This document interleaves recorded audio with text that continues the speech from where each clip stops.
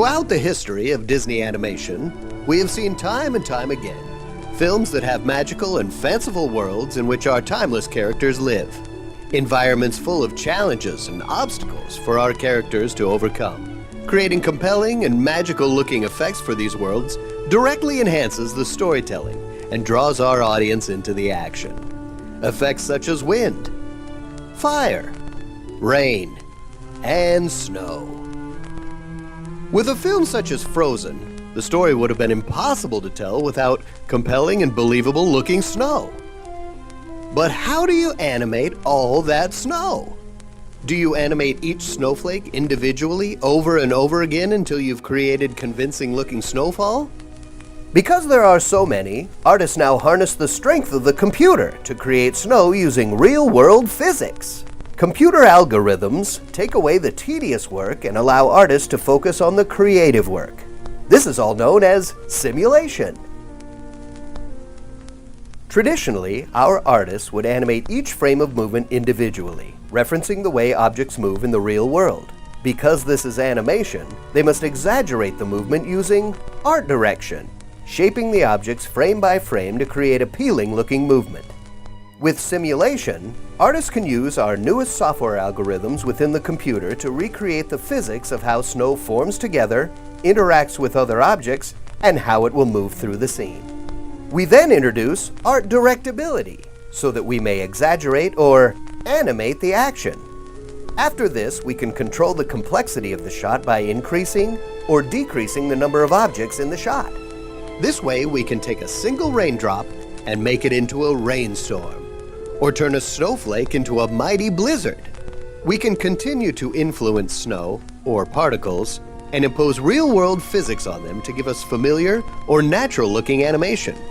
We can see snowflakes interacting with other snowflakes, clumping together and colliding off one another. Artists direct the computer to scale up the physics on a scene that will allow us to play into wind current and object collision. What happens when those snowflakes hit that castle wall? Artists must take everything into account. So how do we create a simulator that can do all these things? First, we need to identify what the core ingredients are that make up the effect. As we stated earlier, each snowflake is represented as a particle by the computer. The computer can make a particle into anything we desire. A grain of sand, a droplet of rain. It does this by assessing the proper model of physics onto that particle. So, snow. What do we know about it? What are its physical properties? This is where we create a model that can represent all the different types of snow and its specific behavior under varying circumstances. How does wet snow look and move? What about dry, powdery-looking snow? This leads us to explore the wide ranges of snow that exist. Wet, chunky, crunchy, powdery, grumpy, sleepy, soupy. You name it, we have to simulate it all. This may also require scaling from one single snowball to an entire avalanche. Anything that needs to be done to make it look believable for that world. We begin to create a model guide on how each type of snow behaves. Next, we take these models and tell the particles how to behave in a scene. Remember our castle wall? Our wind? How will these affect our crunchy snow? It's all up to our solver to inform the particles on how they should move through the scene. It'll help create and control every condition, such as weather, that will influence our snow's movement.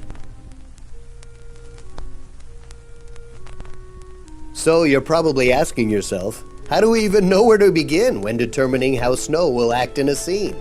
And how do our animators bring our Disney aesthetic or art directability into play? How do we make it feel magical? This is commonly brought up and discussed during our storyboard and visual development phase. We identify how characters will move and interact in the environments we create for them, whatever the story needs. For Frozen, we asked, will Kristoff and Sven be walking through deep snow? Will Olaf create snow angels? Or will he roll down the hill and form a giant snowball? Our artists can take the solver and infuse art direction to the snow. This can mean choosing wet or chunky snow and shaping it a certain way so that it will hit Anna or Elsa in a funny manner. We can make it fall a certain way, clump a certain way, influencing it as best we can.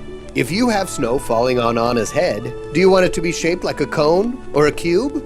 We can reshape the snow to give us an infinite variety of results. Do you want it to bury her? Or break in half when it hits her head? Poor Anna. Maybe a large pile of snow tips over and buries her. By our directing the solver, it means we can create snow that is a blend between what is physically possible and creatively desired. We can now generate artistically naturalistic-looking snow using these three things: particles, the representation of snow; physics, our model or parameters for how the snow behaves; and our solver, how the snow will move and interact in the scene. This is known as the material point method solver. Using our MPM simulator, we can also create other realistic-looking particle effects. It doesn't have to be just falling snow. It can be anything malleable. Things like mud pits, even molten lava. It's fun coming up with these materials to see how they will fit in our stories. Through these groundbreaking visual effects, we can give our films more fanciful settings. The world of Frozen would not have been as magical or spellbinding otherwise.